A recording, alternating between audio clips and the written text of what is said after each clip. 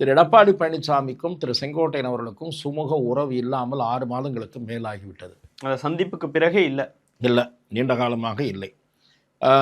தலைமை கழகத்தில் போனால் கூட அவர் பேசுவதில்லை. இவரிடம் மட்டுமல்ல, நான் சொல்ல வருகிற பிரச்சனை என்னவென்றால், திரு எடப்பாடி பழனிசாமி கட்சியினுடைய இதர முன்னணி தலைவர்களுடனும் எந்த விஷயம் சம்பந்தமாகவும் முக்கிய அரசியல் பிரச்சனைகள் சம்பந்தமாக ஆலோசிப்பதே கிடையாது.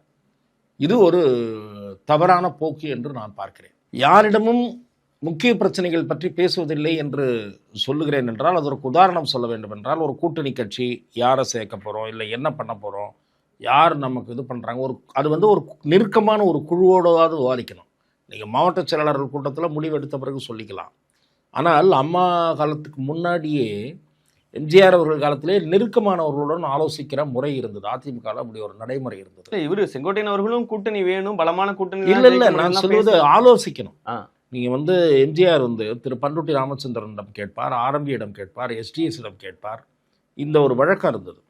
பண்ருட்டியார் 76க்கு பிறகு வருகிறார். நாவலர் 80, 79 அந்த காலகட்டத்தில் வருகிறார். ஆரம்ப காலத்தில் பார்த்தீர்கள் என்றால் எஸ்டிஎஸ், நாஞ்சில் மனோகரன், கேஏகே போன்ற முன்னணி தலைவர்கள் அவர்களோடு ஆலோசிக்கிற வழக்கத்தை எம்ஜிஆர் கொண்டிருந்தார். ஆலோசிக்காமலாம் எம்ஜிஆரை சுயமாக எல்லாம் முடிவு எடுத்துட மாட்டார்.